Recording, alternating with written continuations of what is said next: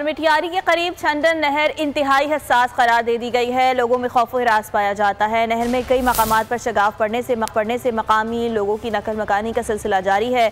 Irrigation अमला गायब, लोग अपनी मदद आपके तहत इमदादी कार्रवाइयों में मसरूफ हैं। मजीद जानते हैं मिठियारी से बोल न्यूज़ के नुमाइंदे शाहिद शम्स से। शाहिद, आगाह कीजिएगा, क्या सूरत हाल है, किस तरह से नकल मकानी की जा रही है?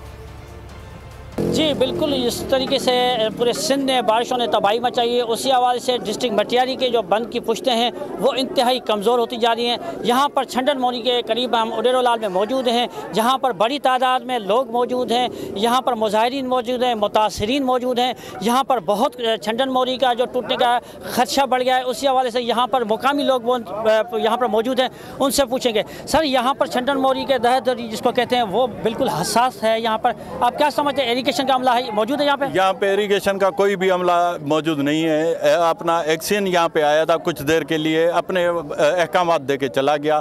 वो भी हमारे अपने लोग हैं और हम खुद अपनी मदद आप यहाँ पे कोई भी ना आपका एक बार फिर नंबर 1 सब्सक्राइब करें और बेल दबाएं ताकि कोई खबर रह न जाए।